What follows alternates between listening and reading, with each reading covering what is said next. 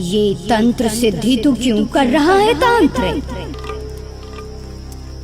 इस धरती पर अपना साम्राज्य चलाऊंगा, मेरी हुकूमत होगी और इंसान तो मेरे गुलाम बन के रहेंगे इस तंत्र सिद्धि के बाद, देख लेना तुम। ये तो बड़ा ही अच्छा विचार है। फिर तो इस दुर्गा पूजा में तंत्र सिद्धि करके हम दोनों के दोनों मिलकर इंसानों की ये बस्ती ही मिटा डालेंगे। बड़ा मजा आएगा। हम अघोरी तांत्रिक हैं और माता रानी की सिद्धियां प्राप्त करके इस दुनिया में सबसे शक्तिशाली बनना चाहते हैं, लेकिन इसके लिए हमें 10 बच्चों की बलि चढ़ानी पड़ेगी। बच्चे? अरे ये तो मेरे बाएं हाथ का खेल है। बच्चे तो मैं तुम्हें यूं चुटकियों में ला दूंगी, लेकिन उसके बदले में मुझे क्या मिलेगा?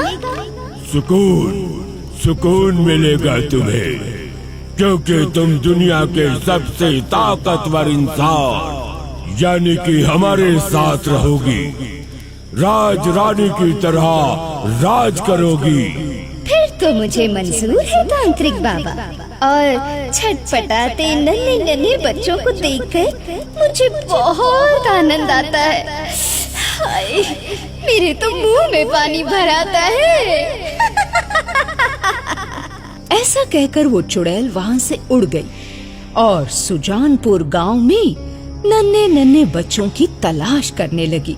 गांव में पहुँचते ही उसे 2 बच्चे खेलते दिखाई दिए। उसने दोनों के बाल पकड़े और ले चली उन्हें हवा में उड़ाकर। गांव वाले गांव के बच्चों को यूं उड़ जाता देखकर बड़ा बेसहारा और मजबूर महसूस कर रहे थे। वो चाहकर भी गांव के बच्चों को बचाने में नाकामयाब हो रही थी। उधर चुड़ैल उन दोनों बच्चों को उड़ाकर सीधे उस शैतान तांत्रिक की गुफा में पहुंची।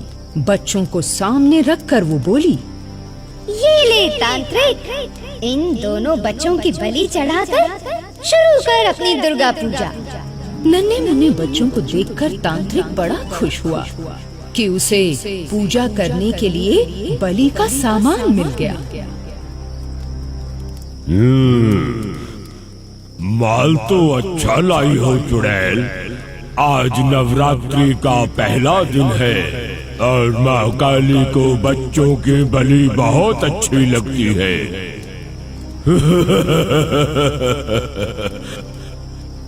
इन बच्चों की बलि चढ़ाकर माँ काली को खुश करके मैं इस दुनिया पर राज करूंगा और दुनिया वालों को अपनी उंगली के इशारे पर नचाऊंगा।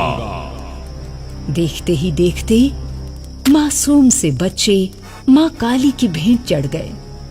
अगले दिन फिर वही चुड़ैल 2 और बच्चों की तलाश में सुजानपुर गांव की तरफ गई।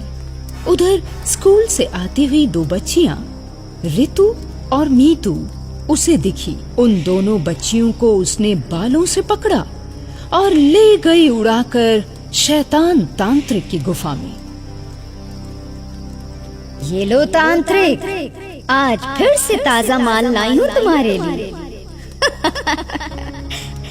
बस चुड़ैल बस, सिर्फ 7 दिन और। आज नवरात्रों का दूसरा दिन है। बस और 7 दिन तक यूं ही मेरे पास बच्चे लाती रहना और देखना कैसे रातों रात हम दुनिया पर राज करते हैं। ऐसा कहकर उस तांत्रिक ने दोनों बच्चियों को तहखाने में बंद कर दिया। लेकिन उधर गांव में दोनों बच्चियों के माता पिता बुरी तरह से चिंतित दुर्गा माँ की मूर्ति के आगे बच्चियों की सलामती की गुहार लगा रहे थे। अपनी औलाद को खोने से ज्यादा दुख और कोई नहीं होता, इसलिए वो जल्द से जल्द अपनी बेटियों को वापस पाना चाहते थे। देवी माँ में श्रद्धा होने के कारण अचानक देवी माँ के हाथ का फूल जाकर उनके माता पिता के हाथ में गिरा।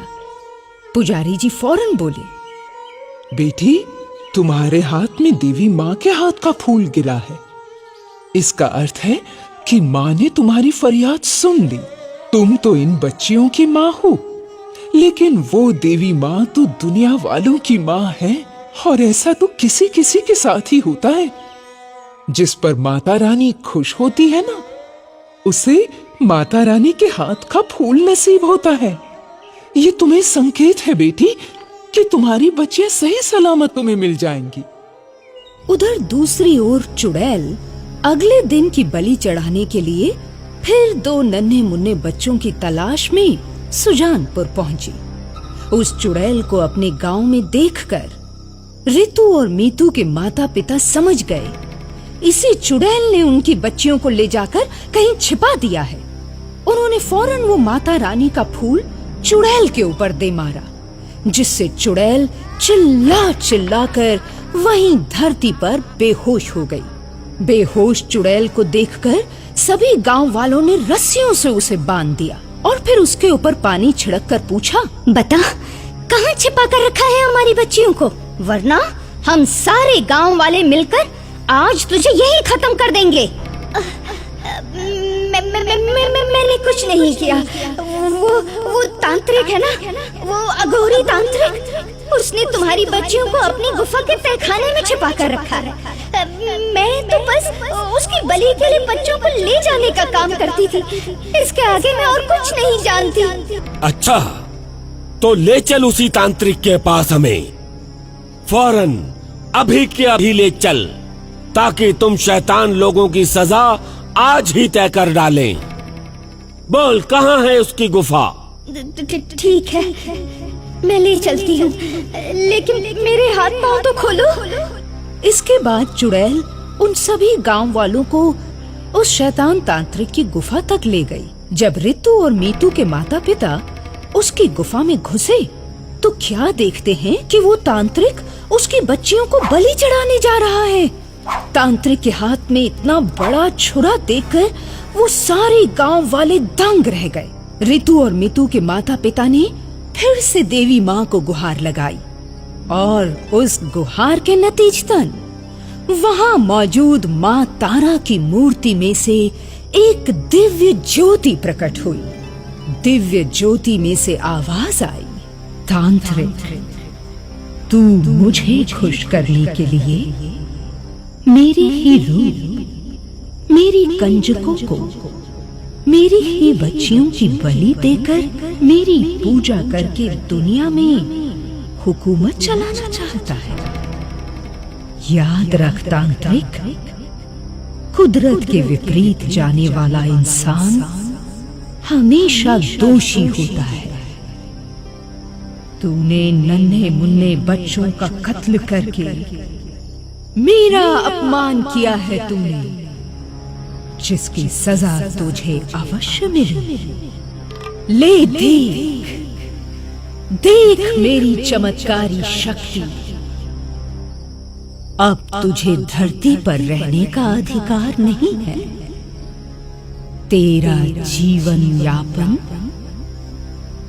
तेरी शैतानी का फल आज तुझे देती हूँ।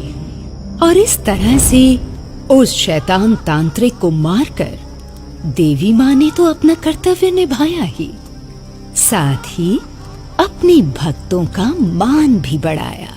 जय माता दी।